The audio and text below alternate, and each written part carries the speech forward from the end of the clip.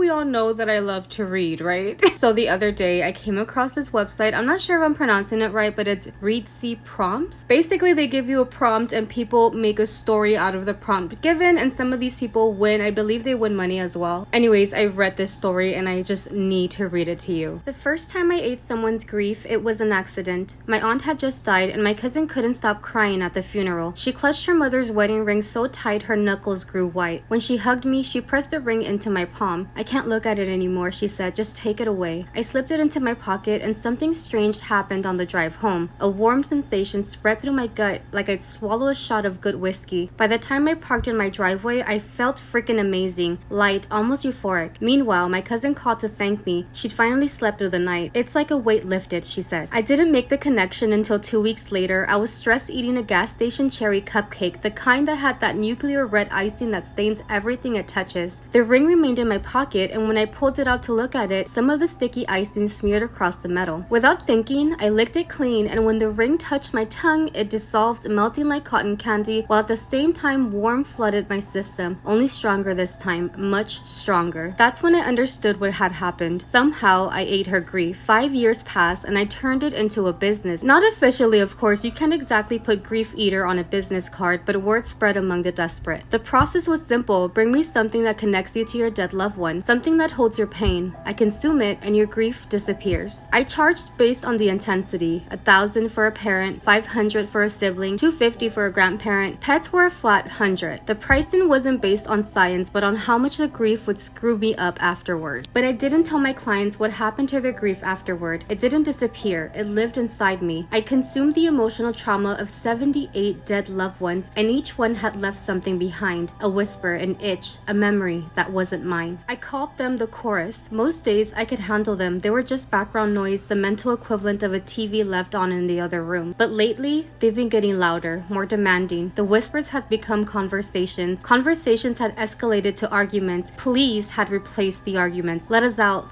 Let us see them. We miss them. I ignored them and kept eating. The warmth that followed consuming grief had become addictive, better than any drug I tried, and I tried plenty. The business was just an excuse to keep feeling that rush. Ever since I was a kid, I'd had the same reoccurring nightmare, being trapped inside my body, conscious but not able to move or speak, while something else controlled me from within. I'd wake up screaming, drenched in sweat, grateful to be back in control. As I got older, the nightmares became less frequent, but more intense. The idea of being reduced to a passenger in my flesh terrified me more than death itself. I'd rather cease to exist than exist as a prisoner inside my body. I never connected these nightmares to my new profession, never saw the warning signs until it was too late. On a rainy Tuesday, a woman brought me her brother's baseball cap. He ended himself 3 months ago and she hadn't slept well since. She passed me the cap with trembling hands. Will it hurt? She asked, her finger still gripping the frayed edge. Not to you, I said. When she left, I locked the door and stuffed the cap into my mouth. The fabric dissolved against my tongue, releasing a bitter wave of sorrow that made my eyes water. I chewed faster. The sooner I got it down, the sooner the pain transformed into the familiar warmth. Except this time, something different happened. As the last thread disappeared down my throat, I heard a man's voice clear as day say, "Finally." And then my hands weren't in my hands anymore. I tried to move them, but they stayed flat on the desk. I tried to stand, but my legs ignored me. My breathing sped up, but I wasn't the one speeding it up. "You've been so selfish," the voice said, keeping us all in there, not letting us reach them. I tried to respond, but my mouth wouldn't open. Panic crawled up my spine as I realized what was happening. I was still here, still conscious, but I wasn't in control anymore. I was a passenger in my own body. My lifelong nightmare was unfolding in real time. The terror I'd woken up from 100 times was now my waking reality. "It's our turn now," another voice in my head said. A woman's voice, elderly, unfamiliar. "You've kept us quiet long enough." The next few hours were a blur of psychological torture. My body moved without permission. My hands opened drawers, searched through files, and found my client list. My mouth formed words that weren't mine. The chorus was figuring out how to drive. They let me surface just enough to feel the horror of my situation. I screamed, but they pushed me back down into the darkness. The claustrophobia of being Being caged inside my skull was worse than any physical pain I'd ever experienced, like being buried alive but still able to watch the world through a window. By nightfall, they had a plan. I woke up on my kitchen floor surrounded by shattered glass. The clock said 3:47 a.m. I'd lost 9 hours. My phone showed 17 missed calls from unknown numbers. There was blood under my fingernails and my mouth tastes like copper and salt. When I tried to stand, the world tilted sideways. What the hell? I said, but the words felt wrong in my mouth, like my tongue had forgotten how to shape them. We've been waiting for this, a voice that wasn't mine said. It was coming from inside my head, but it wasn't a thought. It was someone else, someone new, for someone who could hold enough of us. I stumbled to the bathroom and flipped on the light. In the mirror, my face looked wrong. My expressions weren't mine, my eyes focused and unfocused as if someone else was controlling them. No, I said, this isn't happening. Oh, but it is, the voice replied. You've been so generous, making space for us, and now we're going to return the favor. My hand rose to my face, but I wasn't the one moving it. I tried to scream, but my lips stayed sealed. My worst nightmare had always been this, losing control, being trapped inside while someone else drove, and now it was happening. This wasn't a metaphor or an exaggeration. This was the literal manifestation of the terror that had haunted my sleep since childhood, come to life in the waking world. Don't fight it, whispered another voice, a woman this time. You'll just make it worse. And suddenly, the chorus wasn't background noise anymore. They were front and center, rising like a flood, and I was drowning in them. They took my body out for a test drive, and I remained conscious for every terrible moment of it. I saw everything through my eyes, but I was just a passenger now. They used my voice to talk to each other, arguing over who got control next. The brother should go first, said my mouth in a voice that wasn't mine. He's the newest. He hasn't seen his sister yet. My head nodded without my permission. 15 minutes each, said another voice using my vocal cords, until we figure out a better system. They were dividing me up like I was a timeshare property, and there was nothing I can do but watch. The suffocating horror of being reduced to an observer in your own life is impossible to describe to someone who hasn't experienced it. My body drove to the woman's house, the one who brought me her brother's cap yesterday. The chorus knew where she lived because her brother knew. They rang the doorbell. When she answered, her face transformed from confused to terror. Tommy? She said. Hey sis. My mouth moved in her brother's voice. I'm back. She backed away, shaking her head. No, you're that person, the one who took the cat. But what are you doing? It's complicated, my mouth said. But I needed to see you, to tell you. It wasn't your fault. They were using me like a puppet and I couldn't even scream. Every childhood fear of possession, every adult anxiety, it was all playing out in high definition. This wasn't just a nightmare. It was the nightmare that defined me. The woman was crying now. This isn't funny. You need to leave. Remember that summer at Lake Michigan? When I pushed you off the dock and you lost your sunglasses? I said a fish took them. Her face went pale.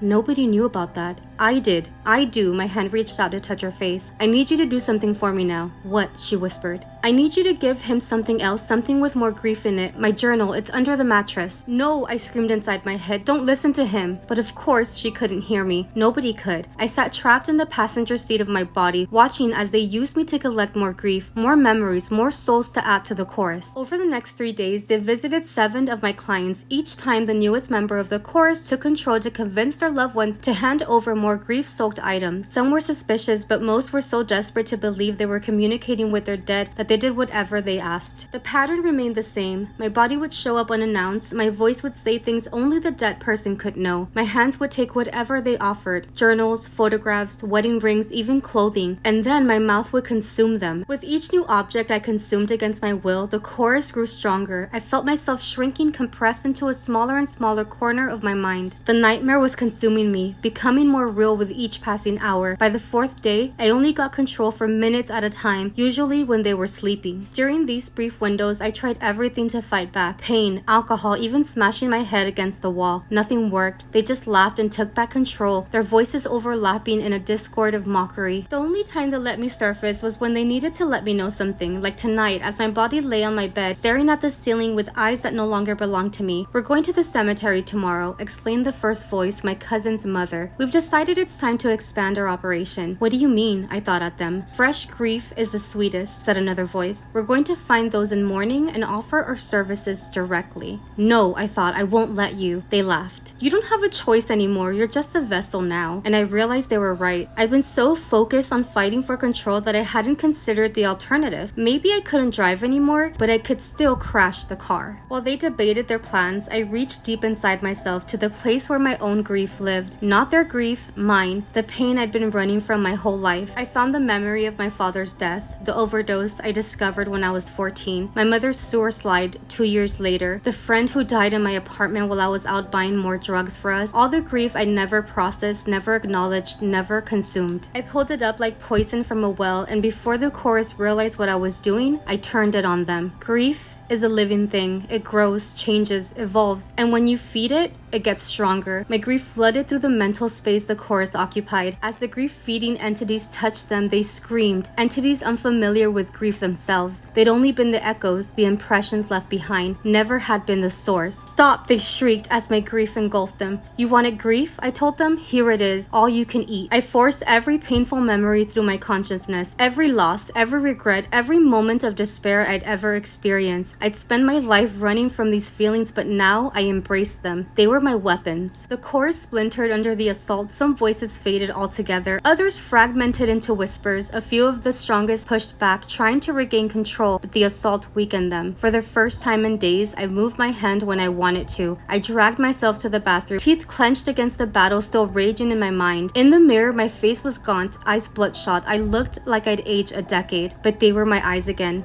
At least for now. This isn't over, hissed one of the remaining voices. We'll wait. We'll grow strong again. No, I said out loud, my voice hoarse but my own. You won't. I opened the medicine cabinet and removed a pocket knife, the one my grandfather gave me before he died, the one object I'd never consumed despite its grief potential because it was too precious. I put it in my mouth. Cold metal touched my tongue. I bit down, feeling it dissolve. But this time, instead of swallowing the grief, I focused on my grandfather's love, the pride in his eyes when he gave me the knife. Wonderful memories accompanied the pain. The knife dissolved into a burst of emotion, not just grief, but joy, love, pride, nostalgia. And I realized my mistake all these years. Grief, it's not the pain that destroys you. It's all the love suddenly homeless, pounding on your ribcage, demanding somewhere to exist. And by consuming only the pain, I'd been creating these hungry ghosts, these fragments of people composed of sorrow. I opened my mouth, ready to tell them this revelation, but there was no response. The chorus had gone silent, for now at least. The next morning, I purged my apartment of all the grief objects I collected over the years, not by eating them, I'd never do that again, but by returning them to the families they belonged to. Some people were angry when I showed up at their doors, others were confused. A few even begged me to take their grief back. I couldn't, I wouldn't. Each returned object lifted a weight off of me. With every tearful conversation, every awkward explanation, every apology, the voices in my head grew fainter, not gone completely. I could still hear them sometimes, especially at night, but more like memories than invaders. I thought of them as the people they once were, but as wounds that needed healing, both theirs and mine. For the first time in months, I slept without the old nightmares. The terrors of being trapped in my own body had lost its power over me, not because it wasn't frightening anymore, but because I'd lived through the real thing and survived. I'd faced my worst fear and come out the other side. I stopped taking clients, moved to a different neighborhood, and changed my phone number, but people still found me, desperate for relief from their pain. Instead of eating their grief, I listened to their stories. Sometimes that was enough, sometimes it wasn't, but it was honest work at least. A week after my liberation, a man brought me his daughter's teddy bear. Cancer. She was 7. Can you take it away? He asked, tears streaming down his face. I can't live with the pain. I sat with him for hours as he talked about her favorite ice cream flavor, the way she insisted on wearing mismatched socks, how brave she was at the end. Before he left, I told him the truth. That grief is just love with nowhere to go. That the pain he felt was the other side of how much he loved her. That healing doesn't mean forgetting. Keep the bear, I said. She loved it, and you love her. Let it hurt for now. Eventually,